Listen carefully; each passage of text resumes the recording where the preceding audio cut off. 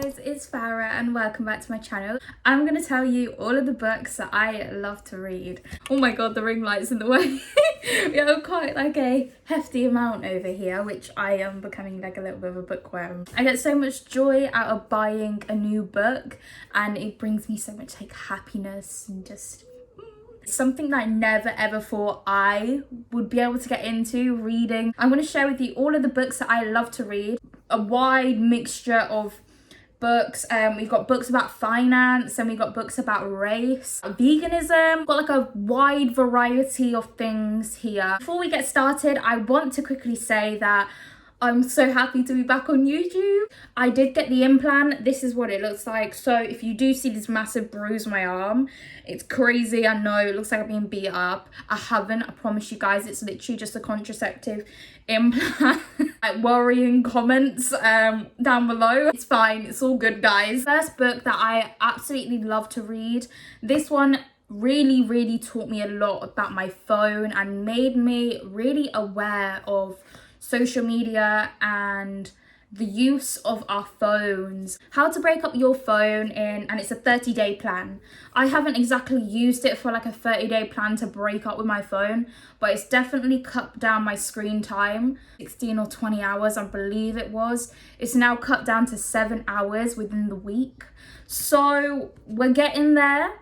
We're using social media less and we're actually spending more time outside. Plus hours in a week on my phone is ridiculous. It talks about dopamine in the brain that it releases when you are on your phone, which is like a certain chemical in your brain. There's loads of scientific facts in there which are really interesting, I find, as well, about dopamine, and it just gives you a 30-day plan that you can follow step by step. I personally believe it's not the phones that are the problem, it's how we use the phone. This one, which is the Feng Shui Bible, Feng Shui, I believe that is what it's called. I haven't read it all, bearing in mind all of these books that I'm going to show you, I haven't read them all.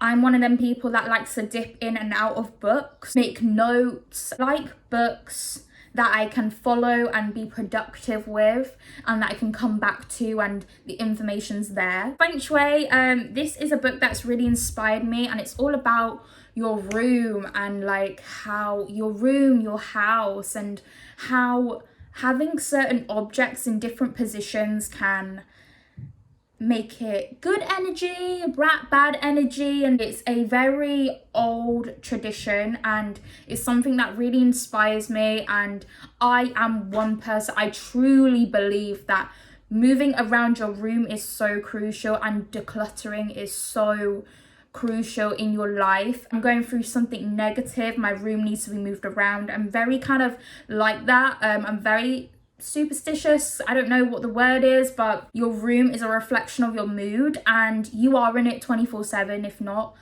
every other day. And yeah, like it holds a lot of energy and you don't need objects, like you don't need chakra stones or like crystals. You don't need them sentimental pieces, although they can help. You don't need them in your life to bring good energy, positive. I don't know what the word is, but, and I definitely would suggest maybe looking into Feng Shui if you are kind of like me. You like moving around your room, decluttering, minimalist. Vegan style book. This is what it looks like. It's pretty big. And this one, I haven't read it. I'm not gonna lie, this one I mainly flick through and yeah, it's more like a flick through book. I am not a vegan. I'm not. I've tried it. I've dipped my toes in and out of veganism. It really does inspire me. I've kind of taken with me through learning more about veganism and stuff like that is just to have good intentions with the food you're eating, and not even the food you're eating, the lifestyle as well, and like where your clothes come from. Buying secondhand clothing as well, giving it a new life. Is astrology. I actually got it because I wanted to learn more about star signs. I'm not gonna lie, I didn't really get it for any of the other bits in it. The only bits that I've read are the star signs, my one and any other one. Really? That, like, if I find a partner one day, maybe the star sign will hopefully be in there and I can look up them, what they're like. Stonehenge, it talks about Stonehenge, and it talks about like different sacred places that are around the world. This one I'm reading at the moment. Healing is the New High. Very popular book. I've seen quite a lot of people talk about this book. I haven't read it all, I'm not gonna lie, so I can't really tell you guys like what it is about. What drew me to it is because I wanted to do a lot of internal healing and past childhood trauma healing. I don't like saying the word trauma because like I don't feel like I went through any trauma, but certain things that do happen in your childhood definitely do leave an definitely do leave, like, it definitely does make you as an adult, the things that happen to you when you're younger, the way you're brought up, the way your parents talk to you, when they tell you off, these little things can actually like affect your adult life. It's a very good book and it's an easy read. This book, which is I Will Teach You to Be Rich, and this one is the second edition. This guy, I watched his TED talk, I think it was, or like it was one of his stand-up talks where he spoke about money and finance. This theory, which I really kind of like, is like, it's no BS, it's no shit. Like, he doesn't tell you you need to stop spending so and so, you need to stop buying this, you need to stop buying that, you need to stop buying this, and you need to just save. Actually encourages you to buy as many things that make you happy. For me, it's investing in books. I think that I'd rather spend £7 in a finance book. It encourages you to spend on the things that bring you joy, rather than just staying save and never spend, like most finance people do. Credit cards, how to overcome debt. Is a rich life to you really? The actual simple questions that nobody ever asks themselves. For me, a rich life for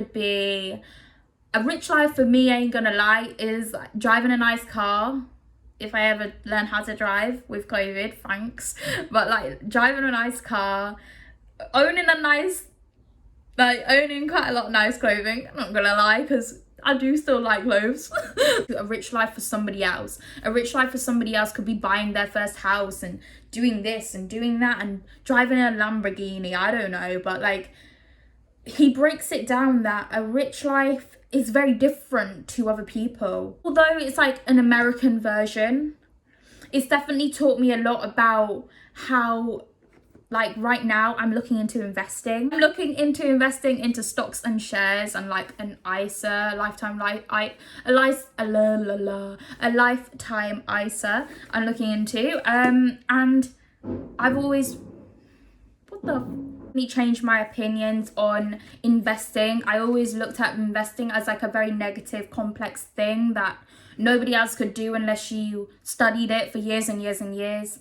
And even then, the majority of people that brand themselves as an investor are scammers. However, now it's definitely changed my opinion on actually like taking a risk can be such a good thing. This book has definitely opened my eyes to investing and taking a gamble, and yeah, wild. Calm the fuck down, because a bitch needs to do that.